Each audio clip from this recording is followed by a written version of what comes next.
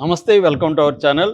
పాకిస్తాన్ మనం ఎలాగైతే ఆపరేషన్ సింధూర్ మొదలుపెట్టామో, పాకిస్తాన్ కూడా ఇప్పుడు ఒక కొత్త ఆపరేషన్ని మొదలుపెట్టింది.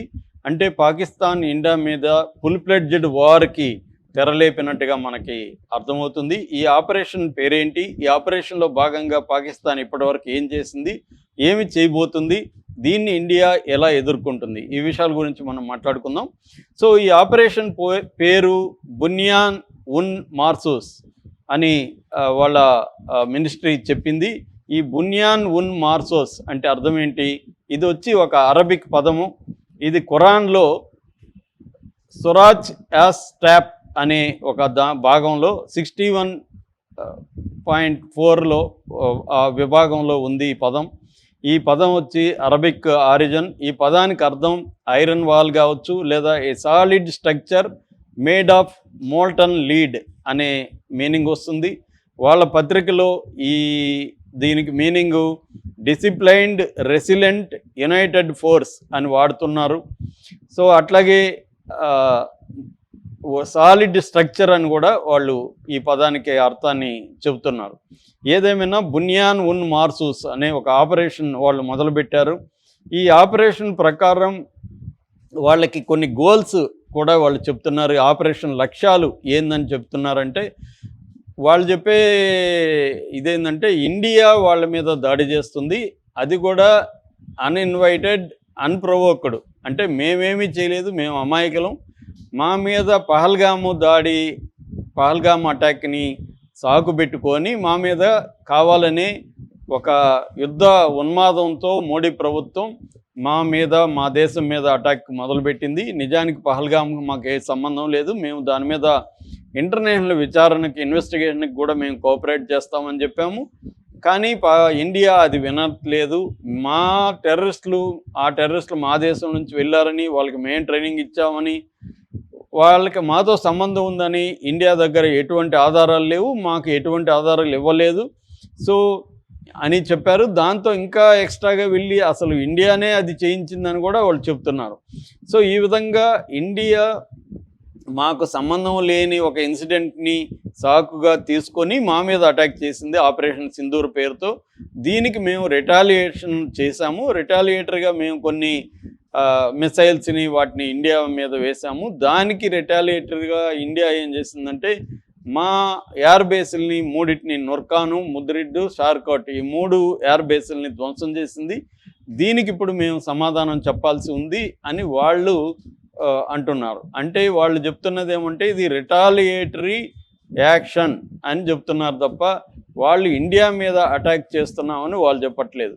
మనం ఏం చెప్తున్నాం, మనం పహల్గామ్ మీద చేయడం వల్లే మేము చేస్తున్నాం. పహల్గామ్ చేయకపోతే మేము చేసేవాళ్ళం కాదు. పహల్గామ్ మొదలుపెట్టింది ఎవరు? పహల్గామ్లో పాకిస్తాన్ టెర్రరిస్టులే. అందులో 4 పాల్గొంటే 2 పాకిస్తాన్ టెర్రరిస్టులు.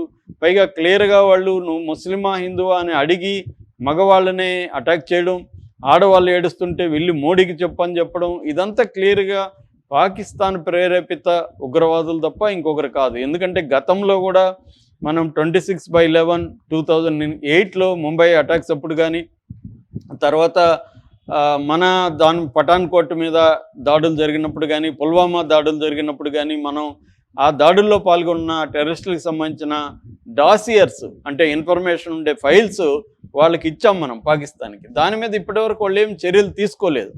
అందుకని వాళ్ళు ఇదంతా కూడా ఇప్పుడు పహల్గామ్లో మా వాళ్ళే పాల్గొన్నారా లేదా మీరు ఎలా చెప్తారు అని అడుగుతున్నారు. దీని మీద మాకు ఇన్ఫర్మేషన్ ఇవ్వండి, సాక్ష్యాలు ఇవ్వండి అని అడుగుతున్నారు. ఇచ్చినప్పుడు ఏం చేశారు? వాళ్ళు ఏమీ చేయలేదు. అందుకని ఈసారి ఇండియా తీవ్రమైన చర్యలు తీసుకుందామని డిసైడ్ అయింది. ఇందులో భాగంగా ఆపరేషన్ సింధూర్ మొదలుపెట్టింది.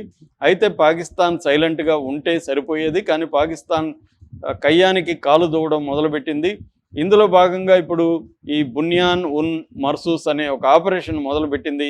ఇందులో ప్రధాన లక్ష్యం న్యూట్రలైజ్ థ్రెట్, అంటే మిలిటరీ అసెట్స్ని న్యూట్రలైజ్ చేయడం. అంటే మన ఇండియా వాళ్ళ దేశం మీద ఎయిర్ స్ట్రైక్స్ కానీ, లేకపోతే నేవీ దాడులు కానీ, లేకపోతే భూభాగంలో అటాక్ చేయడం కానీ ఆర్మీ ద్వారా చేస్తే వాటిని న్యూట్రలైజ్ చేయడం అనేది ఫస్ట్ లక్ష్యం. రెండో లక్ష్యం డిఫెండింగ్ ద సావర్నిటీ అంటే పాకిస్తాన్ దేశ సార్వభౌమత్వాన్ని కాపాడుకోవడం. మీరు ఇండియా మా దేశ భూభాగంలోకి ఎలా వచ్చి మీరు అటాక్ చేస్తారు అనేది పాకిస్తాన్ ప్రశ్నిస్తుంది. దానికి మన సమాధానం, మేము రాలేదురా బాబు, ముందు వచ్చింది మీరే, పహల్గామ్ మా భూభాగం కదా, దాంట్లోకి వచ్చింది ఎవరు, మీరు కదా, మేమేమన్నా మీ భూభాగంలో మా టెర్రరిస్టులను పంపించి చంపామా అనేది మనం అడుగుతున్నాం. కాబట్టి ఇక్కడ ఎవరి వెర్షన్ వాళ్ళది. పాకిస్తాన్ తాను చేసేదాన్ని ప్రధాన్ని సమర్థించుకోవడం కోసం ప్రయత్నిస్తుంది. ఈ ఆపరేషన్లో కూడా అది చెప్పింది. మూడవది స్ట్రాటజిక్ డిటరెన్స్ అని చెప్పింది. స్ట్రాటజిక్ డిటరెన్స్ అంటే ఇండియా వాళ్ళ దేశం మీద దాడి చేయకుండా ఉండాలంటే వాళ్ళు ఈ ఆపరేషన్లో భాగంగా మా దగ్గర న్యూక్లియర్ వెపన్స్ ఉన్నాయి, ఈ న్యూక్లియర్ వెపన్స్ని మేము ప్రయోగిస్తాం అని చెప్పదలుచుకున్నారు. అందుకే ఈరోజు నేషనల్ కమాండ్ అథారిటీని ఎన్సిఏ అంటారు, దీన్ని షహబాజ్ షరీఫ్ పరుస్తున్నాడు ఈరోజు. ఇంకా దాని డీటెయిల్స్ మనకు అందలేదు. సో ఆ సమావేశం ఎందుకు అంటే ఈ నేషనల్ కమాండ్ అథారిటీ ఎన్సిఏ అనేది సంస్థ ఏంటంటే పాకిస్తాన్లో ఉండే న్యూక్లియర్ వెపన్స్ని ఇండియా మీద ఉపయోగించాలా లేదా, ఉపయోగిస్తే ఎప్పుడు ఉపయోగించాలి, ఏ నగరాల మీద ఉపయోగించాలి, ఎలాంటి న్యూక్లియర్ వెపన్స్ ఉపయోగించాలి, అంటే లో yield nuclear weapons, high yield nuclear weapons అని బేసిక్గా 2 రకాలుగా ఉంటాయి. లో ఈల్డ్ అంటే తక్కువ ప్రాంతం మాత్రమే ధ్వంసం అవుతుంది, హై ఈల్డ్ అంటే ఎక్కువ ప్రాంతం ధ్వంసం అవుతుంది. సో వాటిని ఉపయోగించాలా లేదనేది నిర్ణయించేదానికి సర్వహక్కులు ఉన్న సంస్థ ఈ ఎన్సిఏ. ఇందులో ప్రధానమంత్రి, మంత్రులు, తర్వాత హై స్థాయి మిలిటరీ లీడర్స్ వీళ్ళందరూ దాంట్లో ఉంటారు. సో ఈ సమావేశం ద్వారా పాకిస్తాన్ ఇండియాకి ఏం చెప్పదలుచుకుందంటే, మీరు మా మీద ఎయిర్ స్ట్రైక్స్, మా మిలిటరీ బేసులు, మా ఎయిర్ బేసుల్ని అటాక్ చేయడం మొదలుపెట్టారు కాబట్టి మీరు కానీ ఇప్పుడు ఆగకపోతే మేము న్యూక్లియర్ వెపన్స్ వేస్తాము అని హెచ్చరిక చేయదలుచుకున్నట్టుగా తెలుస్తుంది. అందుకే ఈ ఆపరేషన్ని మొదలుపెట్టారు. ఇక 4వ పాయింట్ సైకలాజికల్ ఇంపాక్ట్. అంటే ఇప్పుడు వాళ్ళ దేశంలో ఒక భయాందోళనలు అయితే ఉన్నాయి. ఆల్రెడీ మిలిటరీ జనరల్కి వ్యతిరేకత బలంగా ఉంది, అసీం మునీర్కి. తర్వాత ఇమ్రాన్ ఖాన్ సంబంధించిన పీటీఐ పార్టీ ఏదైతే ఉందో ఆ పార్టీకి సంబంధించిన ప్రజలు కావచ్చు, కార్యకర్తలు కావచ్చు, పెద్ద ఎత్తున వీలైనప్పుడంతా వీధుల్లోకి వచ్చి నిరసనలు తెలియజేస్తున్నారు. సో అసీం మునీర్కి అన్ని వైపుల నుంచి పాకిస్తాన్లో వ్యతిరేకత ఉంది కాబట్టి ఇప్పుడు యుద్ధాన్ని ప్లాన్ చేసింది అసీం మునీరే. పహల్గామ్లో అటాక్ చేసింది అసీం మునీరే, చేస్తే ఇండియా రియాక్ట్ అవుతుందని తెలిసే చేస్తున్నాడు. వాళ్ళకి తెలుసు ఇండియా కన్వెన్షనల్ వార్ఫేర్లో మనం ఇండియాని జయించలేమని తెలుసు. అందుకని కన్వెన్షనల్ వార్ఫేర్కి ఇండియాని రంగంలోకి దించాలి. కొంత డ్యామేజ్ జరిగినాక మనం న్యూక్లియర్ వెపన్స్ బయటికి తీయాలి, అప్పుడు ఇండియా సైలెంట్ అయిపోతుంది. ఇది వాళ్ళ వేసుకున్న స్కీము. ఆ స్కీమ్లో భాగంగా ఇప్పుడు ఆపరేషన్ బునియాన్ ఉన్ మర్సూస్ అని స్టార్ట్ చేశారు. దీంట్లో ఈ సైకలాజికల్ డ్రామా అనేది మొదలుపెట్టారు. అయితే ఇప్పుడు వాళ్ళు ఈ ఆపరేషన్ బునియాన్ ఇన్ మర్సూస్లో భాగంగా మన ఇండియన్ ఎయిర్ బేస్ని ధ్వంసం చేశామని చెప్పుకుంటున్నారు. వాళ్ళు చెప్పుకుంటున్న వాటిలో ఏంటంటే బీస్ అని, అమృత్సర్ దగ్గర బీస్ అని ఉంటుంది పంజాబ్లో, అక్కడ బ్రహ్మోస్ మిసైల్ స్టోరేజ్ ఫెసిలిటీ ఉంది. అంటే బ్రహ్మోస్ మిసైల్స్ అనేవి సూపర్సోనిక్ మిసైల్స్.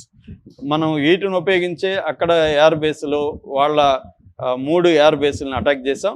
సో ఈ బ్రహ్మోస్ మిసైల్ స్టోరేజ్ ఫెసిలిటీని అటాక్ చేసాం, వాటిని ధ్వంసం చేసేసామని చెప్పుకుంటున్నారు.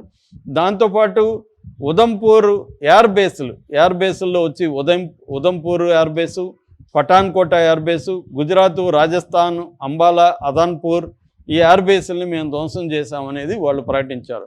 కానీ ఇండియా ఏమంటుంది, ఒక్కటి కూడా వాళ్ళు ధ్వంసం చేయలేదు, వాళ్ళ మిసైల్స్ని మనం గాల్లోనే అటాక్ చేసాము, మన ఎయిర్ డిఫెన్స్ ఉపయోగించి వాటిని గాల్లోనే కొట్టేశామనేది మన వాళ్ళు చెప్తున్నారు.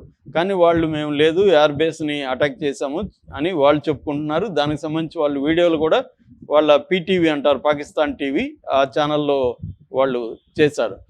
అయితే వాళ్ళు ఏ క్షిపణులని మన ఎయిర్ బేస్ల మీద వాడారో కూడా చెప్తున్నారు. అది పతాహా-2 అని, పతా-2 ఢిల్లీ మీద కూడా వేశారు ఇది.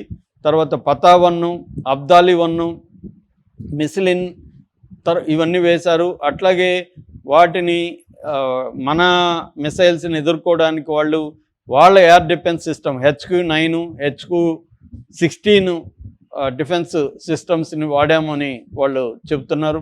ముఖ్యంగా వాళ్ళ ISPR అంటే inter services public relations DG director general Ahmed Sharif Chaudhry గంటకి అక్కడ మీటింగ్లు పెట్టి ఇవన్నీ చెప్తున్నాడు.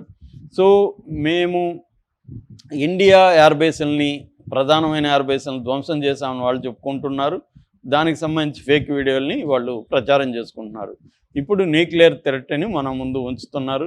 ఇప్పుడు మోడీ ప్రభుత్వం ఎలా రియాక్ట్ అవుతుంది అనేది చూడాలి.